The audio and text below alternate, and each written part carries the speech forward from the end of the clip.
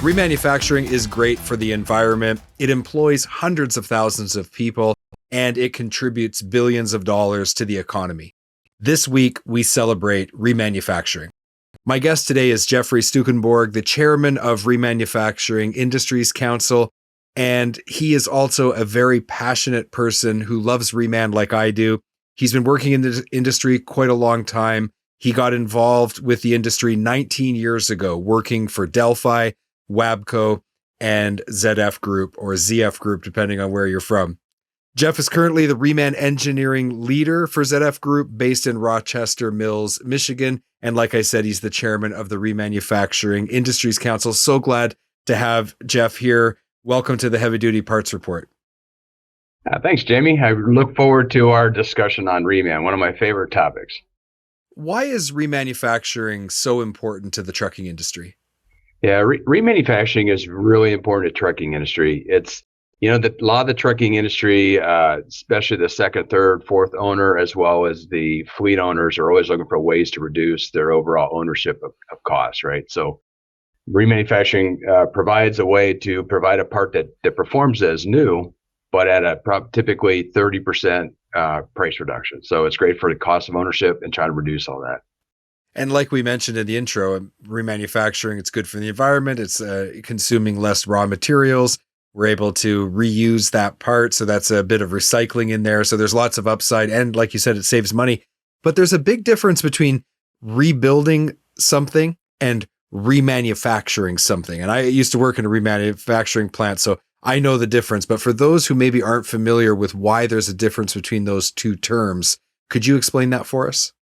Yeah, it is a kind of a common misconception sometimes, and sometimes rebuilding and remanufacturing are kind of interchangeable. There's a lot of the rewords, recycling, all these, but the reality is remanufacturing is a comprehensive and rigorous industrialized process where we actually take the part down to its lowest level. So we completely disassemble it, and there's generally a bill of material. We replace certain things 100%, all the seals, bearings, some of the things that wear.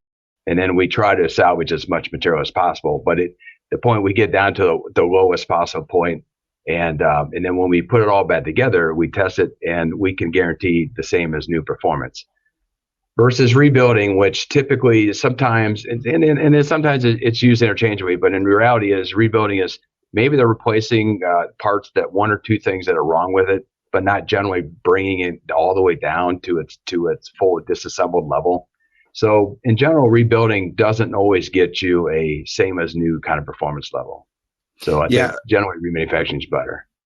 I remember when I was working in a remanufacturing facility, and there were certain pneumatic valves that the springs had different crack pressures. And so if you just took that valve apart, cleaned it, put some O-rings in it, resealed it, that's rebuilding. But you're not really addressing whether or not that spring that has a certain crack pressure has fatigued over time. So to truly remanufacture it, you have to bring every part of that component back to original specs or exceeding original specs. To me, that's the big difference. Yeah, you're exactly right. And there's also in considerations that we'll look at it at our companies. Well, we know the design level, and there's times where there's been design changes since the beginning, and what we would tend to do is bring one of the replacement components in that has maybe a different design, an improvement design. So when we bring that into a reman product, we may be better than original was new. So like what you mentioned is a common thing. People talk about fixing maybe failures that might have been in the product in the past. And by able to bringing it all the way down to its original level, we can replace the parts with the latest design and actually improve the performance. Right. And remanufacturers also have the benefit of being able to see real world results. Whereas when you're making it new, you're using engineering best practices, but until it goes out in the field, you don't really know what's going to happen for sure. Whereas remanufacturing, you get to analyze all these failures and say, there's a way to maybe make that product better. Jeff, tell me something about remanufacturing that most people don't know. Yeah, so you mentioned the environmental benefits, and really one of the big things for us in Reman Day this year, because this is our fifth year, is really talking about the environmental benefits, because there's a lot more discussion about sustainability, circular economy, and how can we basically save the earth, right? So You mentioned the environmental benefits, and then what that really means is how do we get that? We're able to, in our disassembly, and we're able to reuse the part as it's intended. So you can imagine we claim all the embedded energy, which means you can imagine the mining the ore, the smelting process, right?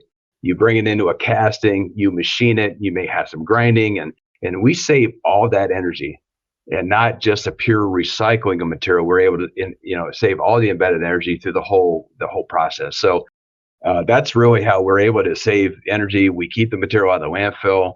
And then as part of that saving energy, we're also reducing the CO2 gases. A lot of the carbon footprint would be needed to make a brand new part. So people are very familiar with recycling. I would love to get remanufacturing. When people think, they're like, wow, that is really good for the earth and super good for the environment. And we talked a little bit about maybe one of the issues in the truck industry is there are some fleets that have sustainability goals.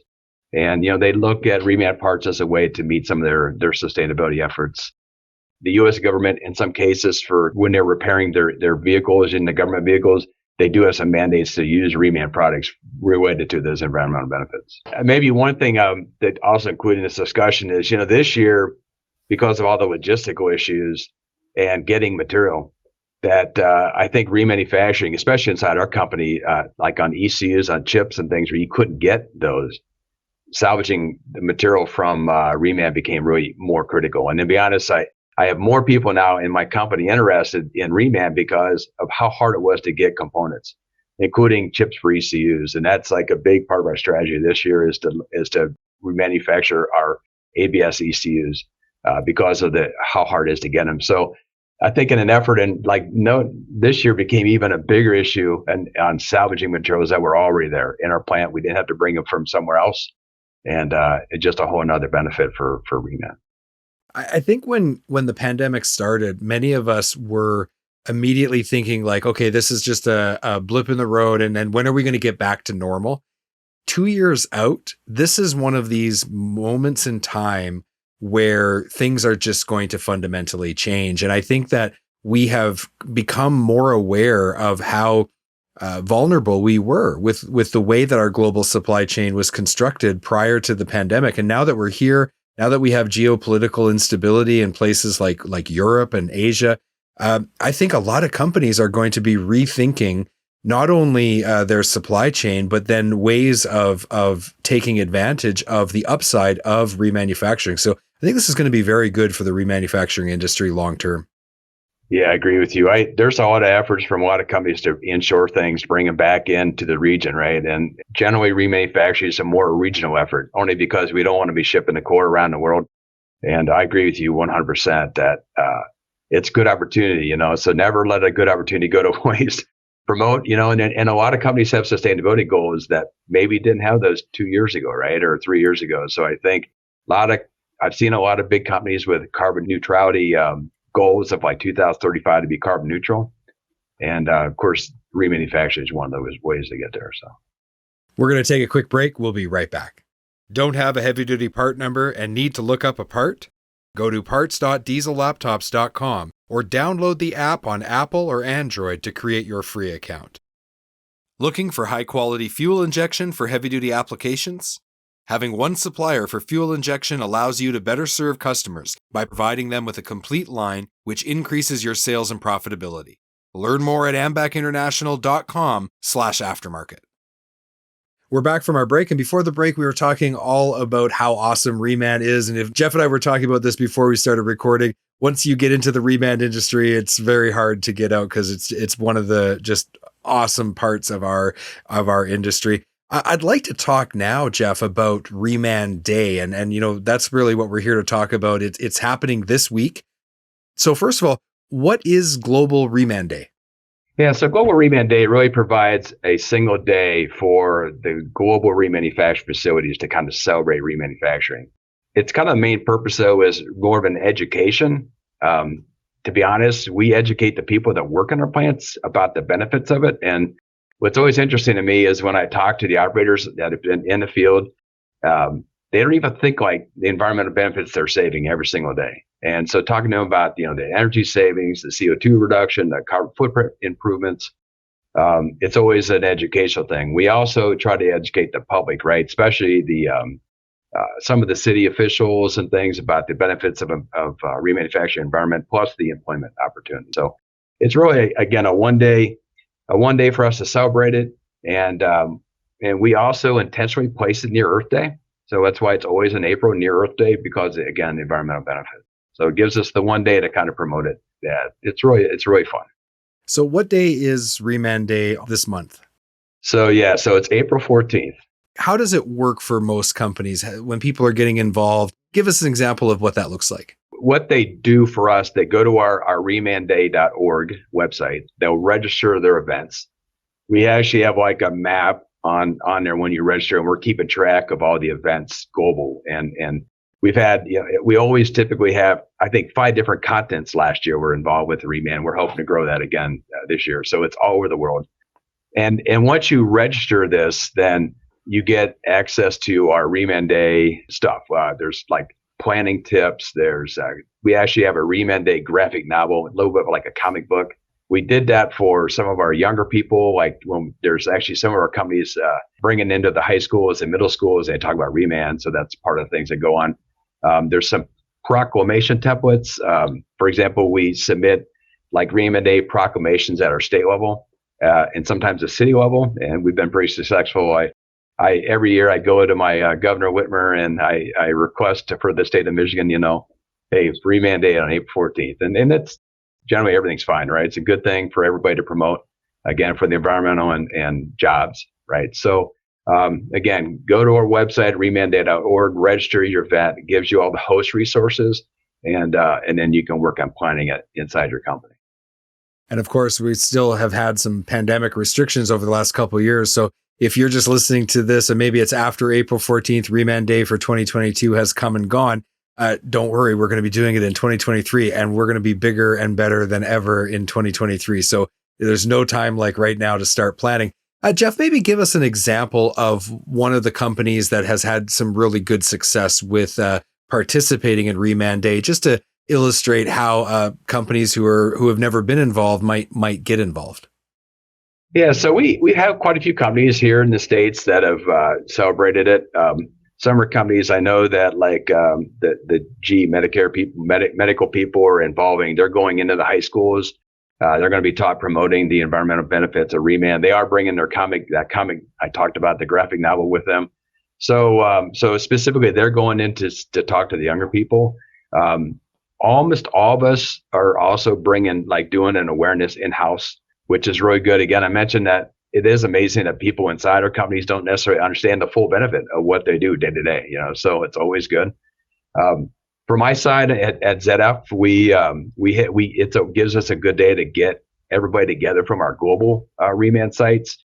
Last year, we actually got everybody together for the first time because we integrating the WAPCO companies with the ZF companies, and it was pretty cool. And for the first time, the plants were talking to each other, so it worked out really well. We also, I know some companies in the past have brought in their local mayors to, again, it's more education. Hey, we're here, we're employing a lot of people here, and by the way, we're saving the earth at the same time. So we also invite the other Reman industries. And the one good thing about RIC is we're kind of a collection of Reman industries. So we're not just transportation, we're a lot of different things. And we invite different members from the Reman industries that are locally and around and to come and visit our plant. So it's really good. Again, we're all in the Reman together. We're sharing the good things about it, and nothing better than to party a bunch of Reman guys. And we, at the end of this, or in October this year, we'll have our annual World Reman Conference. We get everybody together with the light thinking, and it's really great to talk to people about Reman. You've been listening to the Heavy Duty Parts Report. I'm your host, Jamie Irvin, and we've been speaking with Jeffrey Stukenborg, the chairman of the Remanufacturing Industries Council, and also he is the Reman engineering leader for ZF Group based in Rochester Hills, Michigan. To learn more about Reman Day, visit remanday.org. We've got links in the show notes for you there. Jeff, thank you so much for being on the Heavy Duty Parts Report. It was very nice to talk to you today. My pleasure. Always good to talk about Reman. Thank you.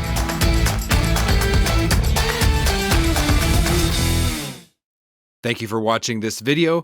Click here to subscribe to the Heavy Duty Parts Report YouTube channel, and click here to watch another great episode.